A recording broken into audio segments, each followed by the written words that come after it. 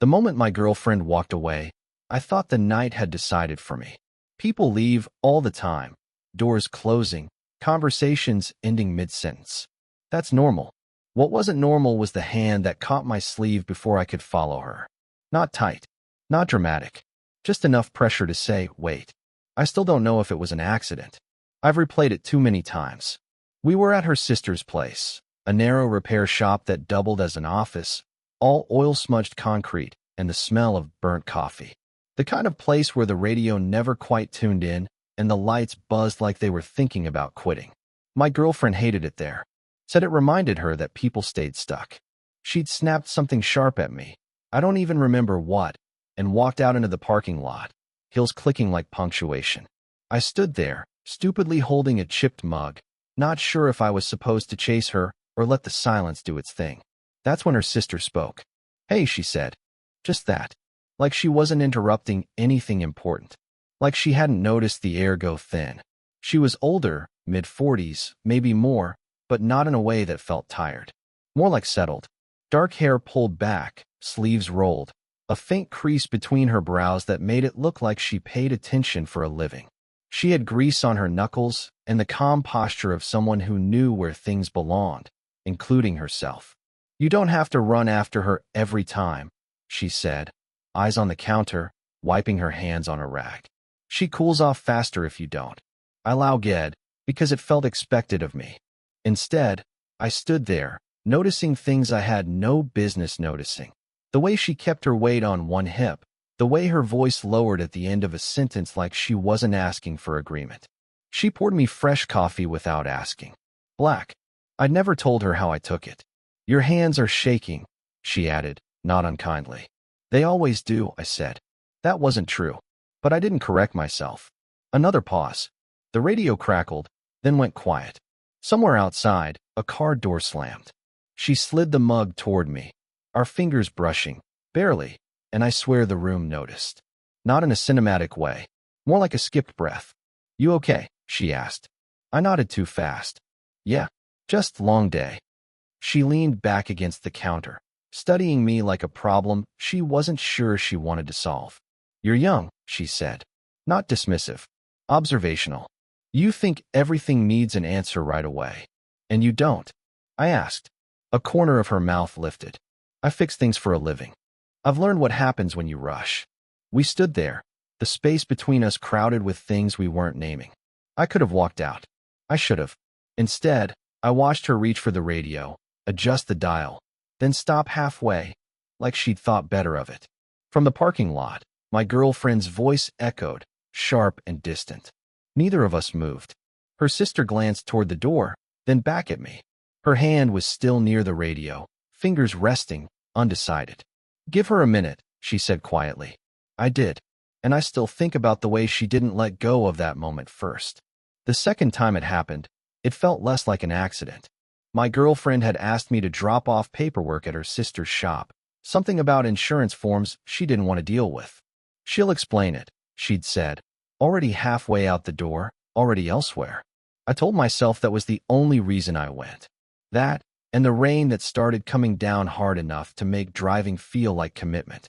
The shop was quieter than before. Evening quiet. Tools lined up like they were waiting for instructions. The radio was off this time. She was under the hood of a car, sleeves rolled, hair falling loose at the nape of her neck. She didn't look up right away. Back already, she said, voice slightly muffled. Not surprised, just aware. I handed her the envelope. I think this is yours. She took it, glanced at the name, sighed. Of course it is. Then she wiped her hands and finally faced me. Her eyes looked tired in a way that wasn't about sleep. Like she'd been holding something steady all day and it was starting to shake. You can put that there, she said, nodding toward a stool. If you're staying.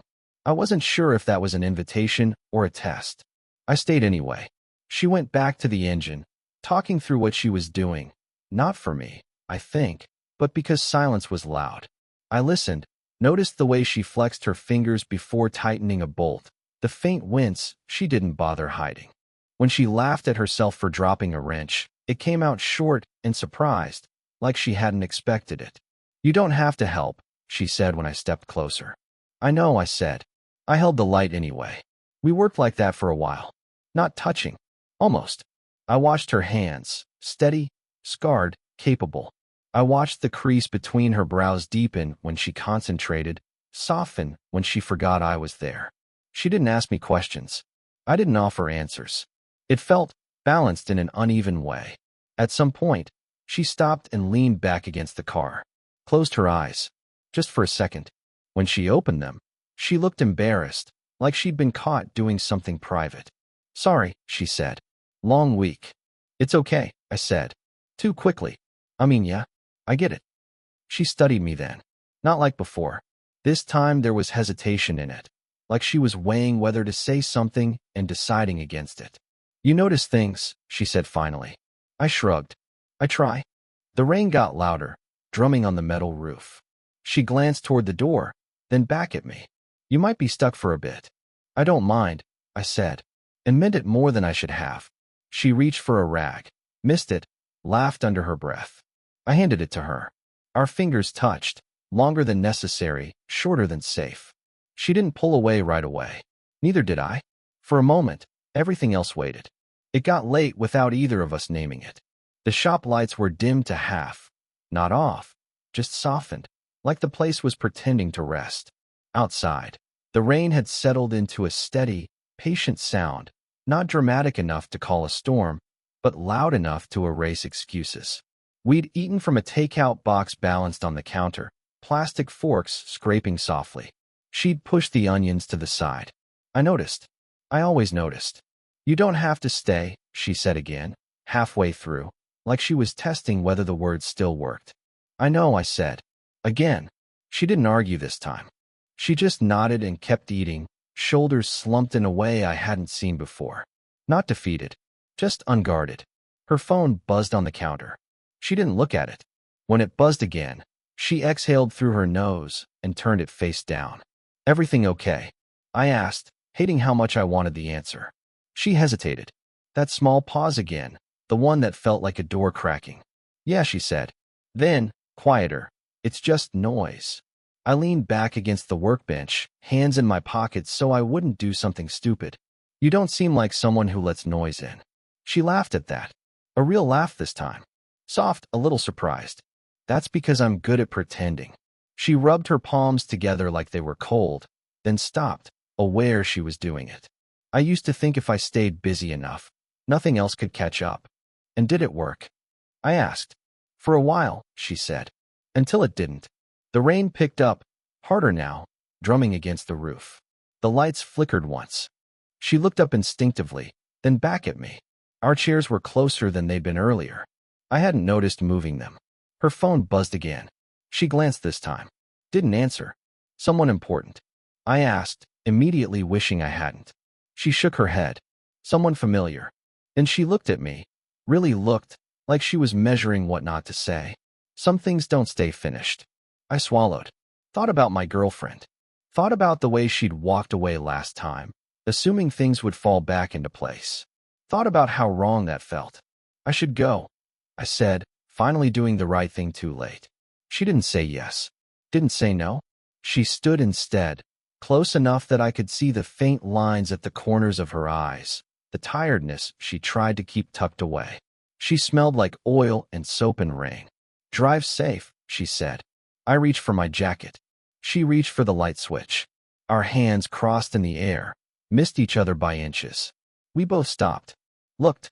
For a second, neither of us moved. For a second, it felt like we might. It happened on a night when nothing else did. No rain. No radio. Just the hum of the refrigerator in the back and the click of the wall clock I'd never noticed before.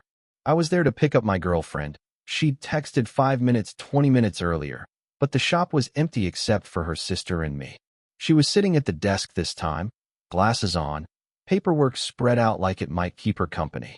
When I walked in, she looked up and didn't smile. Not because she was upset, because smiling would have meant pretending.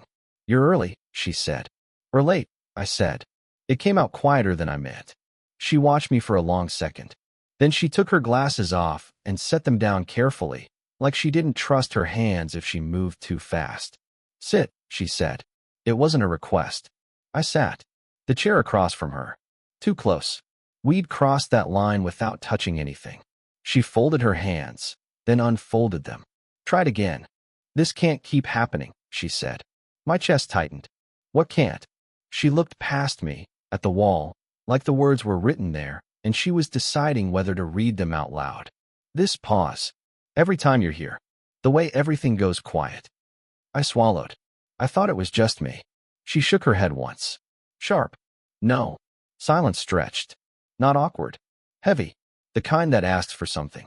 I'm not doing anything wrong, I said, even as part of me knew that wasn't the point. I know, she said. Too fast. That's the problem. She leaned back, exhaled slowly. When she looked at me again, her eyes were bare. No confidence. No control. Just tired truth. I don't understand what I'm supposed to do with this, she said. I've done everything right for a long time. I don't make messes. I clean them up. I stared at my hands. I don't want to mess anything up. That's the other problem, she said quietly. You look at me like I'm already broken. I don't, I said. She held up a hand. Not angry. Just asking me to stop before I said something I couldn't take back. His isn't about romance, she said. Or attraction. It's about disruption. I nodded, even though my throat hurt. Then why does it feel like something's waiting? Her mouth tightened. Not a smile. Not a frown. Because we're both pretending this is normal. Another beat. The clock clicked. My sister trusts me, she added. I trust myself. Or I did. I stood then. Not to leave. Just because sitting felt like surrender. I can stop coming by, I said. The words tasted like metal. She looked up at me, and for the first time, she looked scared. Not of me. Of the answer. I don't know if that fixes it, she said. Then, barely above a whisper, I don't know when this started feeling like a mistake I'd miss. The shift didn't arrive with a confession. It came folded inside something ordinary. I was helping her clear out a drawer behind the desk. Old invoices, dead pens, a spare set of keys that didn't belong to anything anymore. My girlfriend was running late again. She always was. The shop felt like a place between breaths. Just toss that, she said, nodding toward a stack of envelopes bound with a rubber band gone brittle. I picked them up anyway. Habit. Wait. They were addressed to her. Same handwriting. Same return address. Dated years back. I didn't read them. I didn't have to. She noticed my pause. Those are old, she said. Not defensive. Just factual. From him. I asked. I wasn't sure who him was. I just knew there had to be one. She hesitated, then nodded once. My husband. The word landed wrong. Not because it shocked me, but because it felt unfinished. He passed, she added, almost as an afterthought. 5 years ago. I didn't say I was sorry right away. It felt like a reflex she'd already heard too many times. She reached into the drawer and pulled out a photo instead. It was creased down the middle, softened from being handled. Her, younger. Him beside her. His arms slung around her shoulder like he belonged there without asking. You look happy, I said. I was, she said.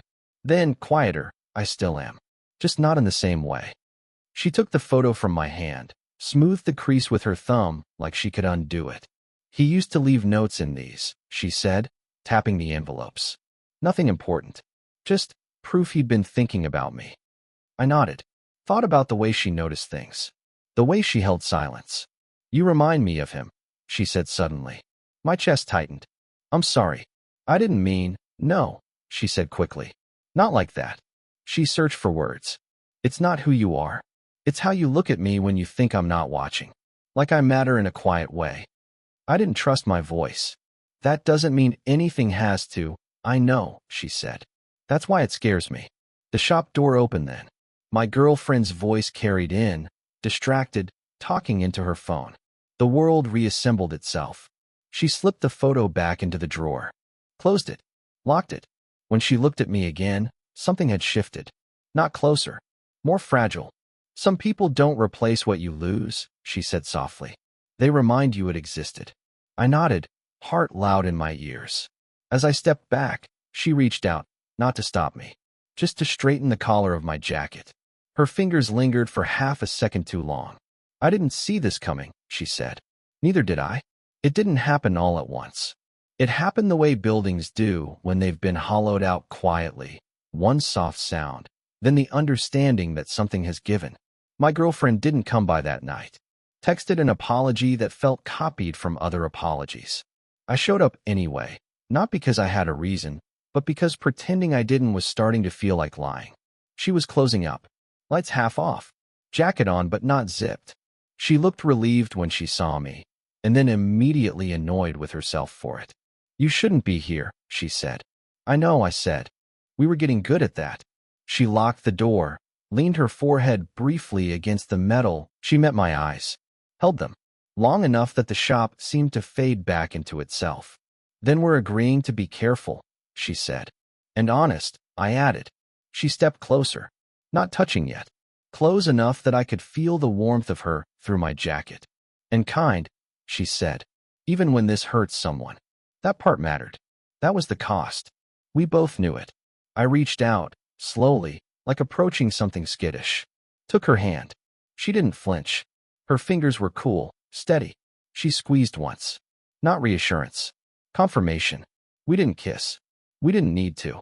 She leaned her forehead against mine instead, just enough pressure to say I'm here. We breathed like that for a while. No words. No future planning.